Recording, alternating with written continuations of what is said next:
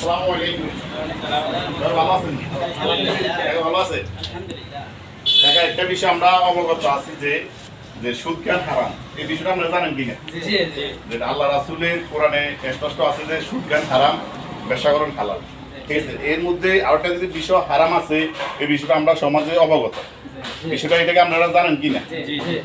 আসলে আমরা যে সামনে যে বিয়ে শাদী সমাজে যেভাবে আমাদের মরণ বেদির মতো কামড় দিতেছে, যে বিয়ে শাদীতে যৌতুক, যেভাবে আমরা বিয়ে শাদী ছেলে মেয়েরে বা বোনের বিয়ে শাদী করামু, যৌতুক তারা বিয়ে হইতেছে না।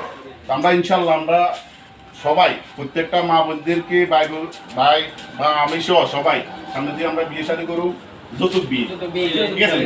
ইনশাল্লাহ আমরা যুব সমাজ যদি যৌতুক বিয়ে যদি বিয়ে শাদী করি, আমরা সমাজ পরিবর্তন হবো, রাষ্ট্রীয় পরিবর্তন হবে ইনশাল্লাহ। আমরা যদি সামনের দিকে আমরা বিয়ে শাদী করতে চাই, যৌতুক বিহীন আমরা বিয়ে করবো ইনশাল্লাহ। টাকা যদি ছেলে মেয়েদের যদি বিয়ে শাদী করাতে চান বা করাবেন, যৌতুক নিবেন কিনা?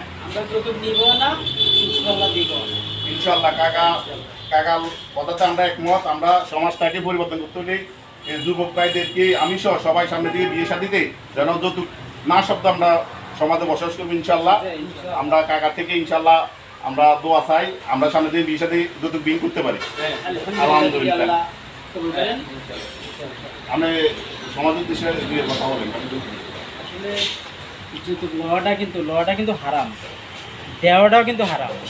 আসলে যৌতুকের কিন্তু যৌতুক কাজ করে, কিন্তু তার ঘরে ছেলে সন্তান হলেও কিন্তু ভালো হয় না, বুঝলি, খুবই খারাপ হয়। কিন্তু যৌতুক ছাড়া কাজ করলে, যৌতুক ছাড়া বিয়ে শাদী দিলে ছেলে মেয়ে কিন্তু আলেম হয়, ভালো হয়। আলহামদুলিল্লাহ, আমরা কাকা থেকে অনেক শিক্ষা নিচ্ছি। আমরা যেন কাকার কথাগুলো আমরা আমল করতে পারি, সমাজে প্রত্যেকটা যুব সমাজ যেন যৌতুক বিহীন আমরা কাজ করতে পারি। সবাইকে অসংখ্য ধন্যবাদ।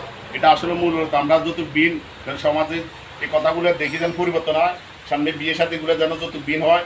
আমরা ইনশাল্লাহ আল্লাহর রাজি খুশি করার জন্য আমরা কোরআন হাদিস মোতাবেক আমরা বিয়ে শাদী করব ইনশাল্লাহ। আসসালামু আলাইকুম ওয়া রাহমাতুল্লাহি ওয়া বারাকাতুহু।